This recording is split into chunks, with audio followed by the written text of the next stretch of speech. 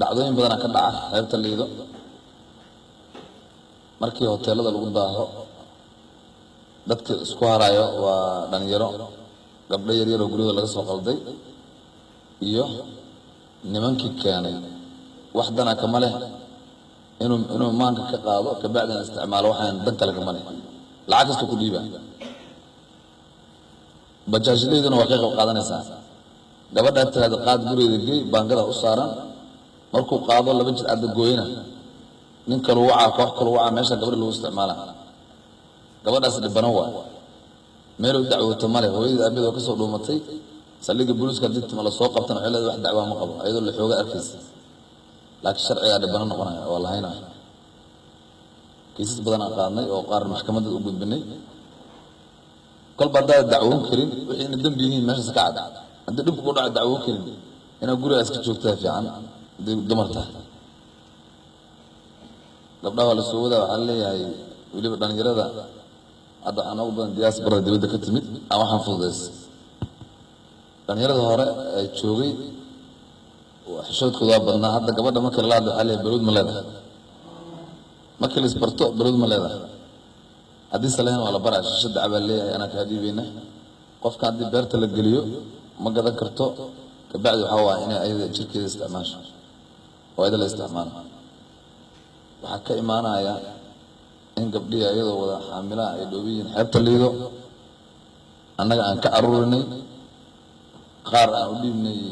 maama Jawaahir oo khayr Allah si nagala qayb qaadatay dhowr gabdhood aan u dhiibay oo mid kasta ay ku leedahay waa xaamila ahay meelaan ku dhalana male waxay rabtaa xeebta inuu ku dhasho ka bacdi cunuga badda lagu tuuro dambidaas ka dhalanaya marka bilaaw ilaa dhamaad waa dambi hadda tira meeshan iska dhaafna waxay ku leedahay jooskeyga faragashan haddii dambe ku dhacana saldhigga soo ordaysaa marka waxyaalo la yaab kale ka mid hadda tira guriga joog ilaahay ka baq waxay ku leedahay nin oo adiga man caburinaysaa dadkii ilbaxnimo waxay u moodeen in baashas la cabo xeebta Liidan la yimaado ilbaxnimo ay moodeen ma aha waxaan rabaa waalidiintu waxaan aaminsan qayb ka mid yihiin arrintaas dhacaysa inay gacan ka geysanayaan sababtoo gabadhan 6 saacadood Liido fadhisa hooyada aabadeed jooga ma ogaan karaan ana ma aaminsan qaar inta qabana hooyooyinka la hadal ay waxay yiraahdaan anaa ku og sida gabadheeda waalidiintaas isdhahay marka ana waxaan soo binaa 7 saac waxaan qabano waa haynaa lama sii deyn karo waa gabar hadda sidii mootoraasi dhibaato u geysanay tuugadii jidka taagan waa haynaa subaxdina waxaan isku daynaa inaan waalidkeed u wacno digniin siino mar dambe inaan meesha imaankeed dadka imaan kale waa baqayaan qaar waxay ku leeyihiin gabdhuhu hooyada wicin mar dambe u soo laabma taliyo hoteeladii Liido 6 saac ka dambe waa la xiray waa sax in music gabdhi loo daaro shiishadii la siiyo waliba aniga shiishadaha waa dhowr nooc gabadha markii la keeno lambarkee lagu siiyay lambarkee ninka la leeyahay lambar waxa jira xashid lagu daray oo qofkan hawada ka saaray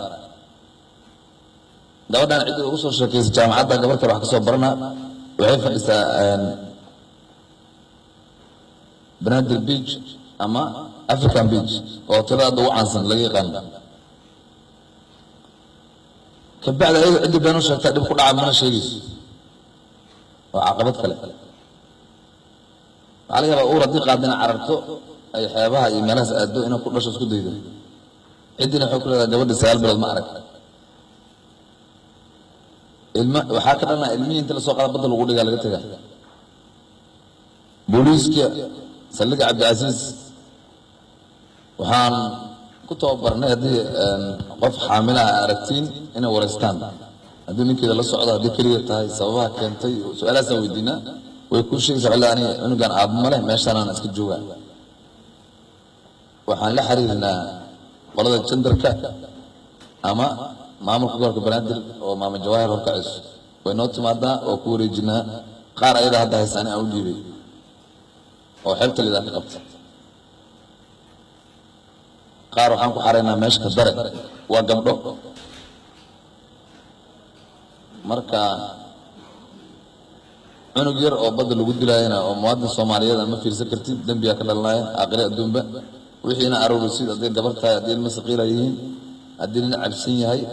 waxay soo galaan 8 saac ka dambeeya waxa soo galaysa askartiyo kala nooc cabsan iyo kuwii awalba gabdhaha meesha keenay nin cabsan oo qorwata maxaa u sheegaysaa adoo gabar wata xagaas ka baxo ku leeyahay salligii ma kartid oo 6 saacadood oo xiran tahay maxaa iyada dacwoonay dadka madada lagu xiro isleena kasta marka dhibaatooyin badan ka dhashay shiishada lagu daray xashiishada iyo taambuuga horumarka loo moodo waxaan aaminsanahay macallimiinta iyo hadii xalka ugu dambeeya waxa waaye macallimiinta jaamacadaha iyo iskoolaadka iyo waalidiinta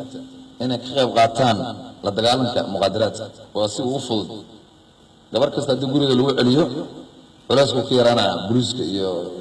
iyo hoteelada la imaanaya laakiin cishiya la soo labisa orod badda aad leeyahay gabadhida xor waa adoo tidmaada ku dhacana salliga soo dhoobanaya xileenina gabadhiisa isku soo biyo marka xalku waxa ku jira in waalidku oo ilmihiisa aruursada qofkaana waalid lahana sidii marka hore noo imaanaya oo uur loo dhibaato ku dhacay inay yimaadaan si aan ugu wareejino hay'adaha ku shaqada leh hadii waalid haysan gabar tahay inay timaado salligada booliiska nooc kasta yahay ay u sheegto ama degmooyinka si loogu xariiriyo meelaha ugu dhow ay ka heli karto wax cunto iyo in la xanaaneeyo laakiin dhibka ma ku dhacay ku imaanay ay dhar hadda waa la dirirnay habeenadan 6 saac ka dambeeya waa xirantaa liido sida maamul gobolka Banaadir oo amar ku bixiyay anagana waa fulinaynaa in hotel furnaan kale uusan jirin qof kastana gurigiisa aado inkastoo waqtigaas nagu dheer yahay laakiin amarka dawladda waa la fulinaa insha Allah waxaan rajaynaa in dhalinyarada meesha fadhiisa iyo kuwana daawan doona in arrintaas lagu baraarujiyo gabdhaha mustaqbalka laga baabiinayo weliba hadda waxaaba loogu sii darbaloood ma leedahay waa la baraa hadii salaam haddii leedana waa kasii fiican tahay wax mustaqbala ma rabo ninkaas hooyooyinka inay gabdhaha celiyaan dhalinyarada wiilasha inay gabdhaha celiyaan walaalahood si annaga culays noogu yaraado aad u mahadsantihiin